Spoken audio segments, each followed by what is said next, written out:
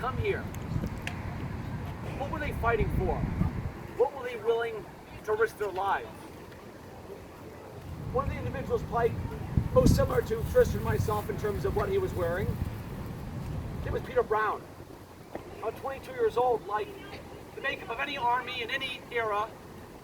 Most of the men gathered here were young, teenagers, men in their early 20s, men who had never seen combat before.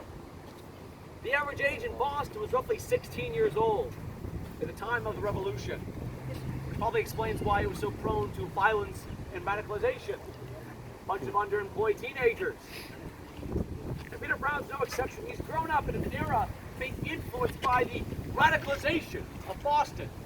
Events like the Boston Massacre in 1770, the Boston Tea Party in 1773, the passage of the Intolerable Acts.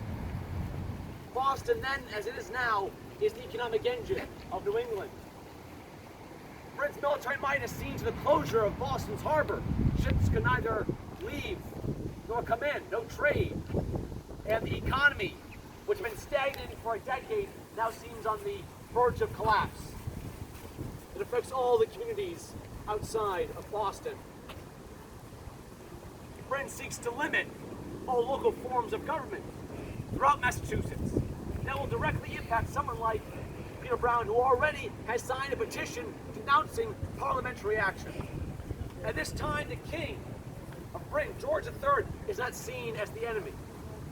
These colonists here understand themselves to be British subjects. The argument is with Parliament.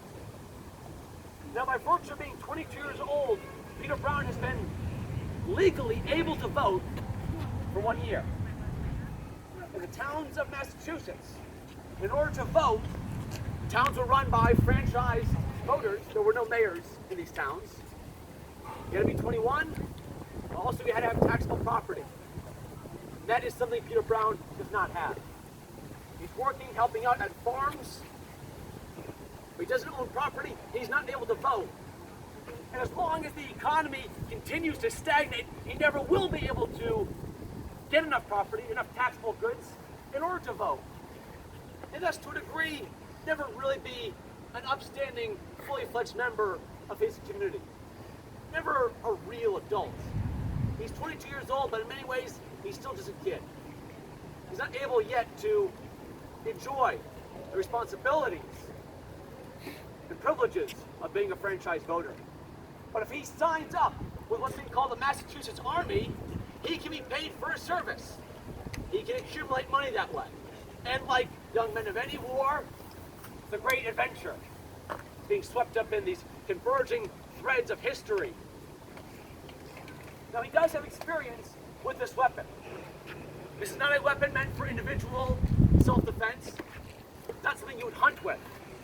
It's a weapon of war.